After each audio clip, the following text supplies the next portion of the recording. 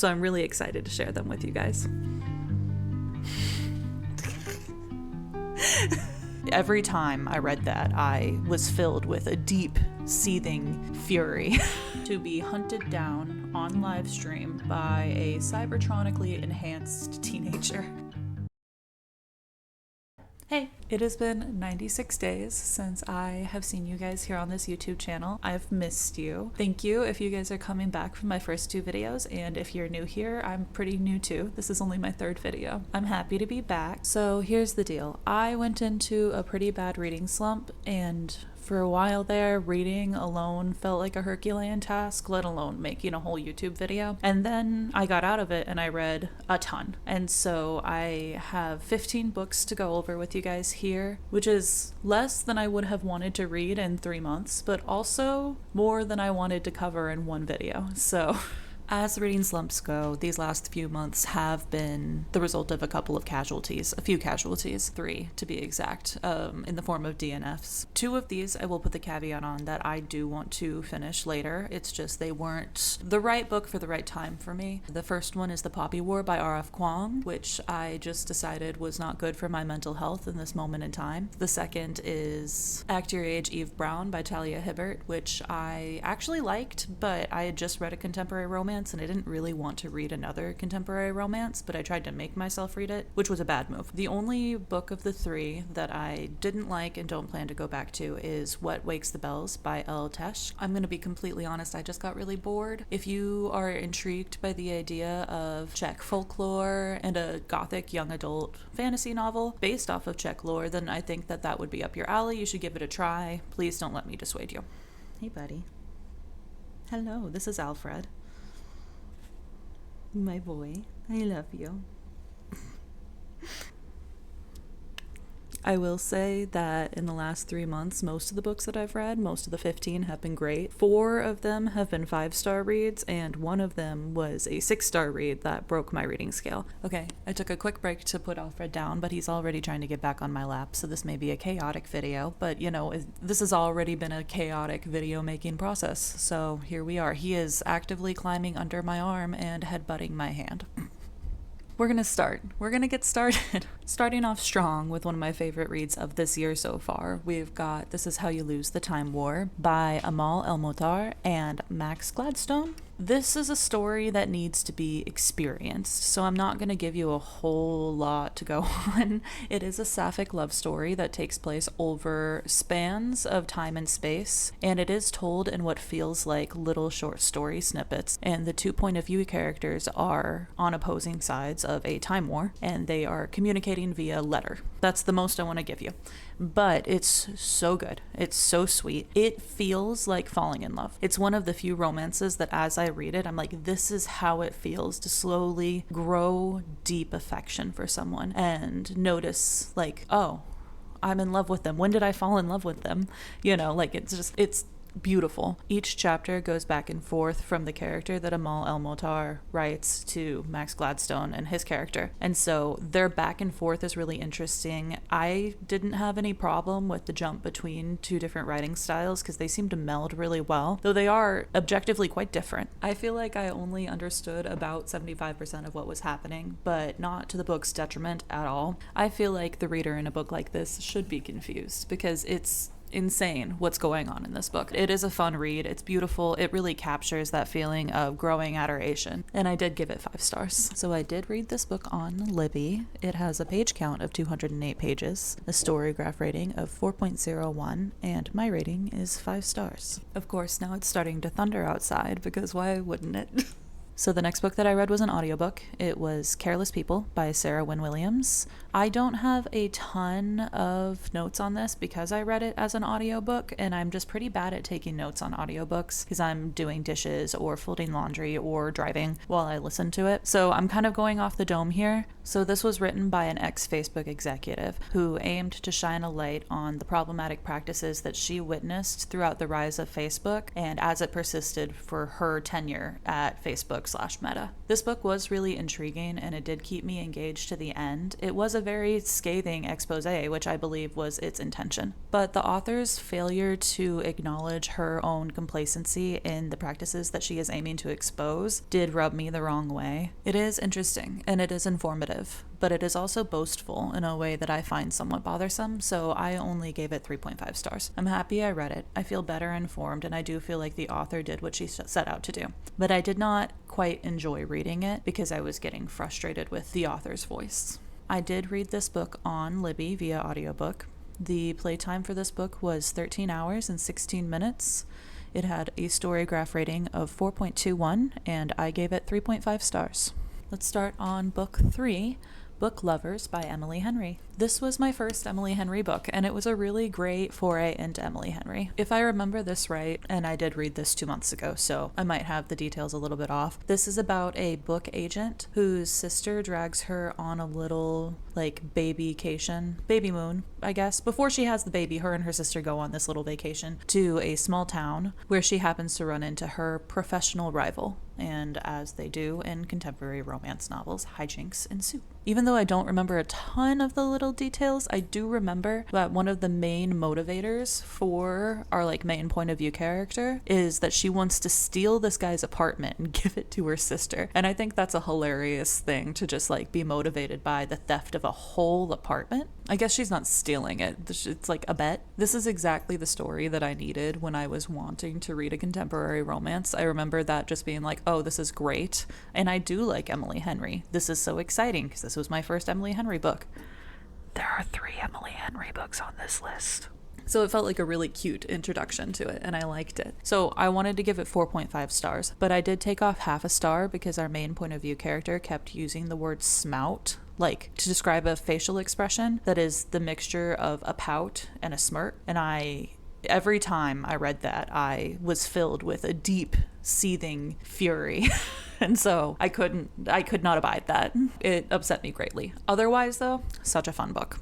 I read this on Libby. It has a page count of 377 pages, a Storygraph rating of 4.21, and I gave it 4 stars. Okay, so the 4th and 5th books on this list are going to be a bit of a twofer because I read Legendborn by Tracy Deonn, and I read Bloodmarked by the same author. But this will be spoiler-free for Legendborn and Bloodmarked, so you're safe. Don't worry, you can keep watching this. Where to start?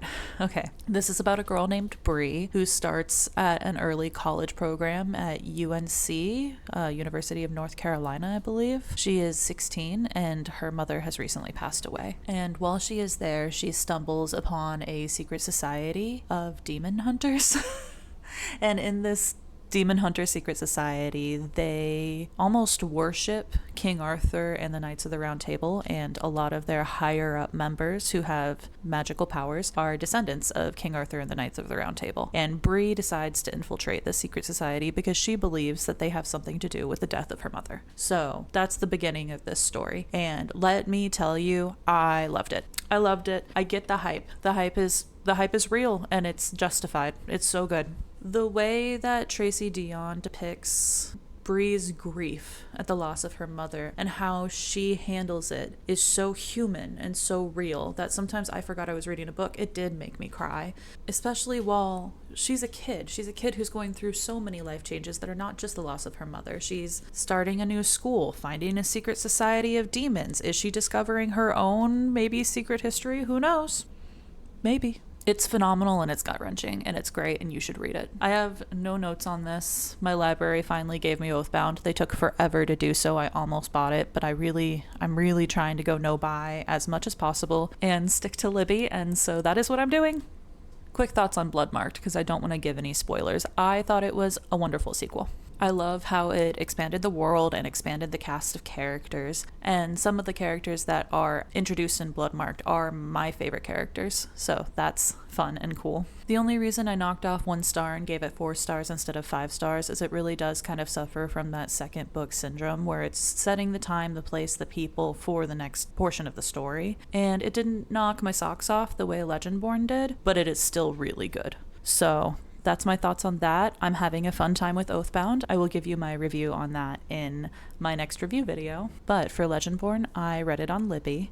It has a page count of 501 pages, a story graph rating of 4.43, and I gave it 5 stars. For Bloodmarked, I also read that on Libby. It has a page count of 561 pages, a story graph rating of 4.38, and I gave it 4 stars. Okay, so for book number 6, I did do another audiobook, so not a ton of notes, but I read Everything is Tuberculosis by John Green, and I had a good time with it. It's really interesting. He goes through the history of tuberculosis and the fact that it should no longer be a problem. It is fully curable. It is a disease of poverty and corporate greed. I know that everyone has been raving about this. I think a big part of the reason everyone's raving about it is because of the very big name attached to it. I'm happy I read it. I feel better informed. I think that John Green has a really wonderful talent for narrating in an intriguing and captivating way. And so I gave it 3.5 stars. I had a good time. It's not a bad rating. It just wasn't my favorite book in the world. The content lends itself really well to an audiobook format. So if you're looking to read this book, I would actually suggest that John Green reads it himself. And so that's a really good audiobook. Didn't say anything that really surprised me, though I do have a history in medical laboratory sciences, so maybe it would be a little bit more surprising to someone who does not have the background that I have. But all in all, it is knowledge that needs to be shared, and this book does a really good job of achieving its intention, which is sharing that knowledge. I did get this audiobook on Libro FM. It has a playtime of 5 hours and 36 minutes, a story graph rating of 4.51, and I gave it 3.5 stars. For the next 3 books, I went hard on whimsy. After Legendborn and I did go into a reading slump, and I think it's partially just mental health and partially that this series, Legendborn, was so good that I felt like, I'm not going to feel this way again until I get my hands on Oathbound. And I'm about to finish Oathbound, so hopefully that doesn't send me into another reading slump, but I don't think it will because my mental health is doing well, so we'll see. The next 3 books, Whimsy and Fairy Tales. We're going to start with Half a Soul by Olivia Atwater because it delivered whimsy. It delivered whimsy so well. I'm so excited about it. I loved it. This is a book that you're going to pick up when you're feeling a little bit sad and need romance and fairies. It's simple. It's delicious. It's devourable.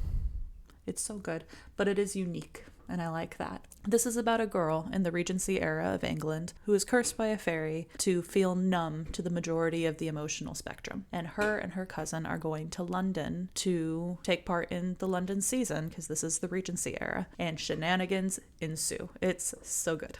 The male main character is perfectly grumpy, socially inept, and lovable. And he pairs so well with the female main character, who is also socially inept, not grumpy, but also not capable of feeling most human emotion, so just like so exceptionally socially awkward. And their yearning just hits, especially the male main character's yearning just hits. And if you're like me and love a male main character with white hair and a really grumpy demeanor, you will love this. I rated this 4.5 stars. In hindsight, it was probably more of a 4-star read, but because I really needed whimsy and it just delivered right on what I needed, I gave it 4.5 stars, and I'm gonna stand on that. I'm going to stand on that one. Hello, this is Editing Damia, and as I'm going through and rewatching this, just to be completely fair, I have to say that this is a 4-star read, especially because later on in the video, there's another book that I think is super comparable to this, and I don't think it should be rated less, and that book was solidly a 4-star read. So, yep, this is going to be 4 stars. I was lying to you. Sorry. So I did read this book via Kobo. It has a page count of 254 pages, a story graph rating of 4.14, and I gave it 4 stars. So next on our Tales of Fairies, our fairy tales, The River Has Roots by Amal El-Mohtar. And I will say that Amal El-Mohtar has become one of my new favorite authors. Her prose is the purplest. It is so poetic and it is so lyrical, and I love it. I eat it up. I know that purple prose is supposed to be viewed as maybe an insult. I think the insult's a little too harsh, but I love it. I adore lyrical prose. It hits somewhere deep in my soul. And this book is short and simple, and I'm so mad because I read it physically on my Kobo, and apparently the audiobook, they actually sing the songs, so now I have to go get the audiobook, which I'm going to do. But this is so good.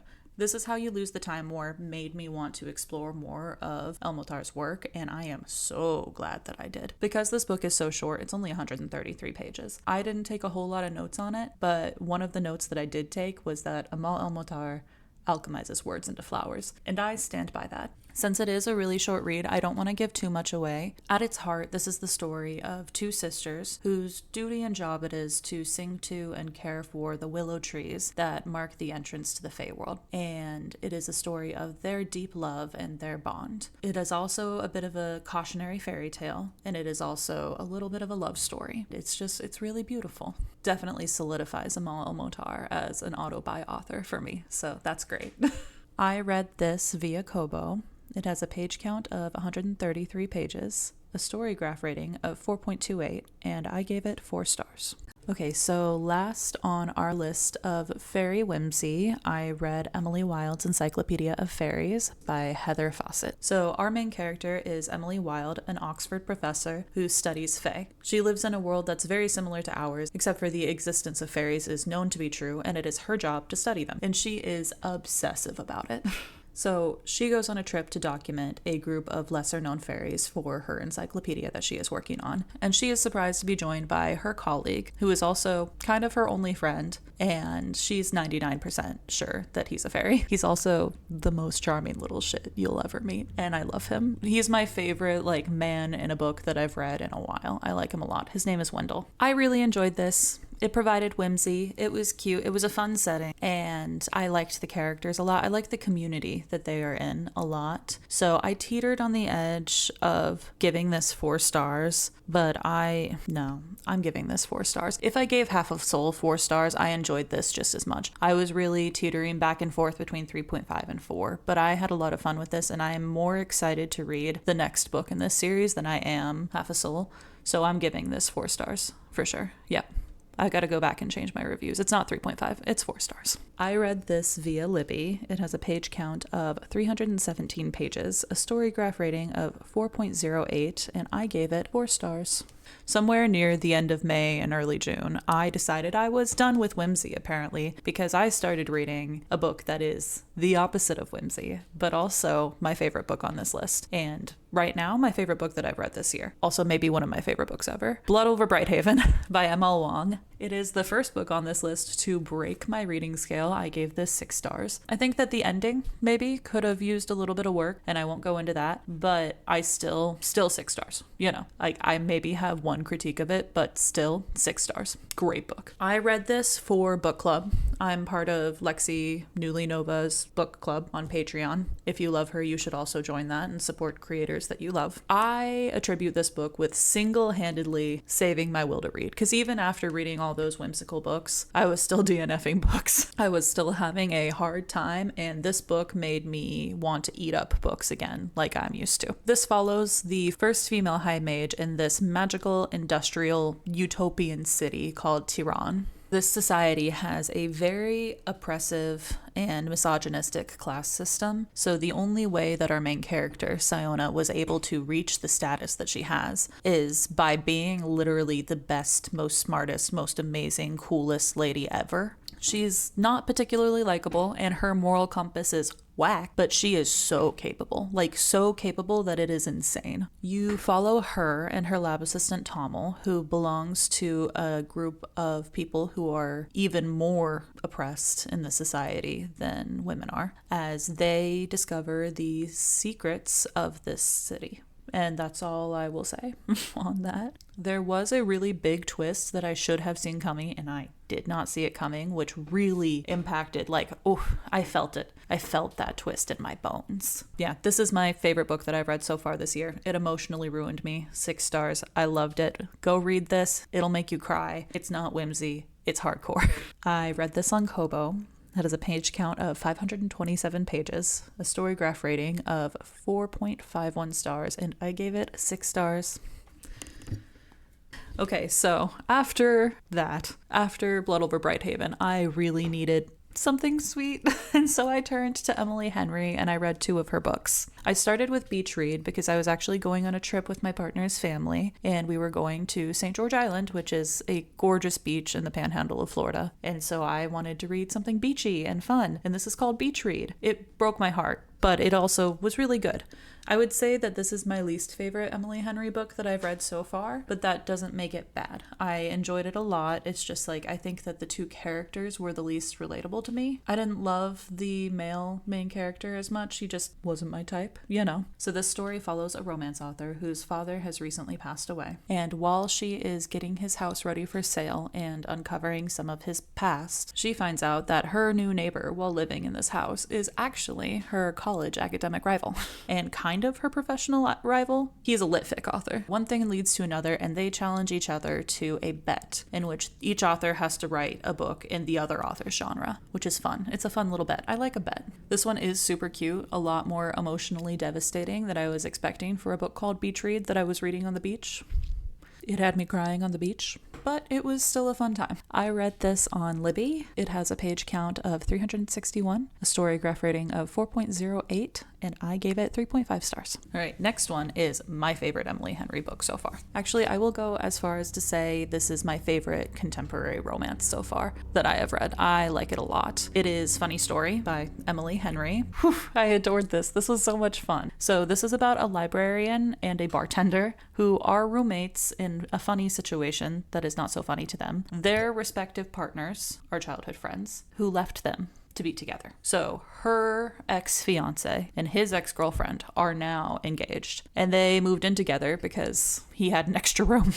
The premise is so wild and engaging, and I thought it was going to be too insane, and it is not. It is good. It is fun, really well put together. It's not hard to follow. I adored Daphne, our librarian, and I thought that the bartender character, the male main character, is just the cutest, sweetest. I loved him, and he was hot. Near perfect. Like a near perfect male main character. I really liked him. I thought he was great. But what really got me in this book was actually the whole cast of characters, especially the budding friendship that Daphne finds while trying to find a community makes me so happy. And so I gave this 5 stars. I'm excited to read more Emily Henry, but I would be surprised if anything can top this. I really loved this. I read this on Libby. It has a page count of 384, a story graph rating of 4.3, and I gave it 5 stars. I truly did not intend to review 2 5-star books in a row, but I'm just doing this in the order that I read them. So, The Night and the Moth by Rachel Gillig. Let me start this by saying I went into this hesitant for 2 reasons. One, I did read the Shepherd King duology, and I wasn't the biggest fan. I didn't dislike it by any means. I enjoyed reading it, but I think I gave it like a 3-star rating. It just like didn't jump out to me. I just haven't really loved fantasy romance a lot recently, and that makes me sad because it is my favorite genre. It's just been feeling so formulaic